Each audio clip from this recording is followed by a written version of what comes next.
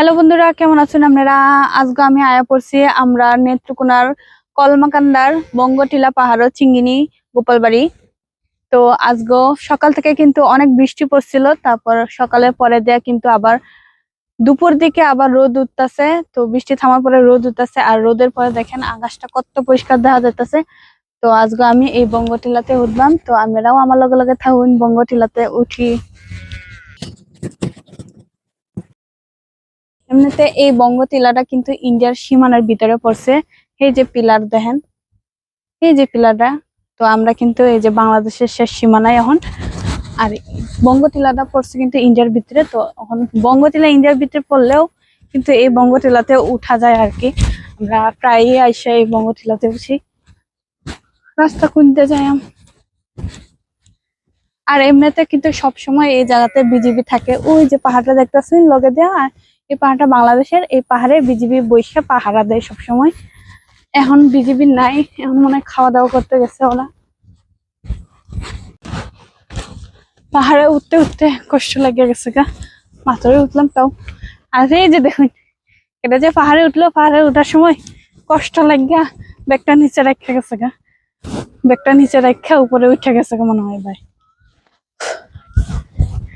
সমস্যা নাই, এই ব্যাগ কেউ নিত না, সারাদিন এনে পইরা থাকলেও। আমরা এলাকার মানুষগুলো আবার ভালো আছে।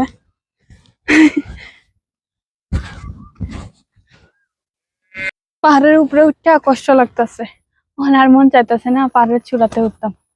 তো দেখুন পাহাড়ের এই উপর থেকে কত সুন্দর দেখা যাইতেছে আশেপাশের ভিউ গুলা।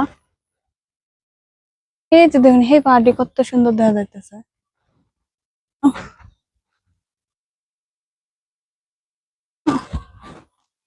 এদিকেও দেখেন কত সুন্দর দেখা যাইতেছে। এইটি কিন্তু আবার বাংলাদেশের পাহাড়।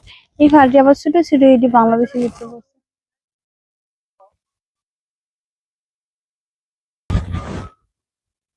গেছে মুখ হচ্ছে বাড়াতো। তো আমি কিন্তু এখন পাহাড় থেকে নামে করছি। পাহাড় থেকে নামে যে পাহাড়ের রাস্তা দিয়ে হাঁটতেছি। আরেকটা জিনিস দেখবেন পাহাড় আইলে, এই যে এখন তো বর্ষাকাল, বর্ষাকাল আইলেও এখন কিন্তু পাহাড়ে এই যে প্রচুর লতা পাতা হয়েছে। আর এই যে পাহাড়ে শাক পাওয়া যায় এখন, ঝোপঝাড়ের ভিতরেই শাক। অনেকগুলো পাহাড়ের থেকে শাক হয়েছে কচি কচি। এগুলা যদি বাজার থেকে কিনা খাইতে যায় তাহলে 20 টাকা মুঠা, মুঠাতেও থাকে অতানি অতানি করে, বেশি থাকে না। আর যদি নিজেরা টুকায় খাইতে পারি তাহলে কিন্তু ভালো হয়। ওই যে মানে টাটকা সবজিটাও পাইলাম, আর পেয়াও লাগলো না। এখন আমার হাতে সময় নাই, নাইলে আমি কয়টা টুকায় নিলামও। আরেকদিন আয়া টুকায় লয়ে যাম অনেকগুলা শাক। আর এই শাকটা আমার কাছে খাইতে অনেক ভাল লাগে। বাজি কইরা খাইলে, তারপর হচ্ছে মিষ্টি কুমড়া দিয়া, চিংড়ি মাছ দিয়া খাইলে অনেক মজা লাগে। আপনারা কেডা কেডা এটা শাক খাইছুন, ঢেকি শাক? আর কার কার এলাকাতে এই শাকটারে কি নামে কয় অবশ্যই কমেন্ট করে একটু কয়ে যাবেন। অনেক রাতে নামে পড়ছি। আমার কাছে মনে হলো যে আমার বিজিবি দেখতেছে পিছন থেকে, লেগে চালায় নামে পড়ছি। আর